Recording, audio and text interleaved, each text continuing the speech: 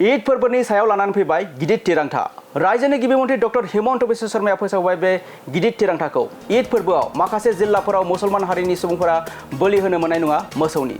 बेबाराव गिबि खेब बकरी ईदआव बोलि होनो मोननाय नङा मोसौनि।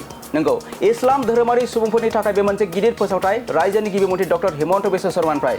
बेबाराव इस्लाम धोरोमारि सुबुंफोरा बकरी ईदआव मोसौ बोलि होनायनि सायाव आबुङै होबथादों गिबि मन्थ्रि डक्टर हिमन्त बिश्व शर्माया। आरो बे बोलिखौ हजाय, धुबरी, उदारबन्दा बेफोर जिल्लाफोराव आबुङै होबथानाय जादों आरो बङाइगावजों लोगोसे हादरसानि दाब दाब जिल्लाफोरावबो आबुङै होबथानाय जादों मोसौनि बोलि होनाय। बेबाराव गिबि खेब बकरी ईदआव होनो मोननाय नङा मोसौनि बोलि। इस्लाम धोरोमारि सुबुंफोरा बकरी ईदआव मोसौ बोलि होनायनि सायाव होबथादों गिबि मन्थ्रिया।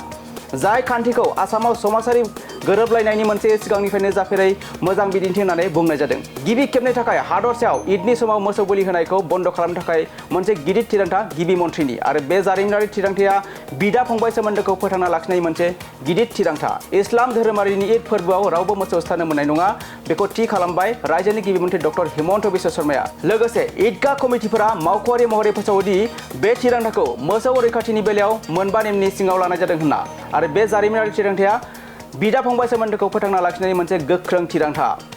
इस्लाम धोरोमारिनि ईद फोरबोआव रावबो मोसौ सिथारनो मोननाय नङा बेखौ थि खालामबाय रायजोनि गिबि मन्थ्रि डक्टर हिमन्त बिश्व शर्माया।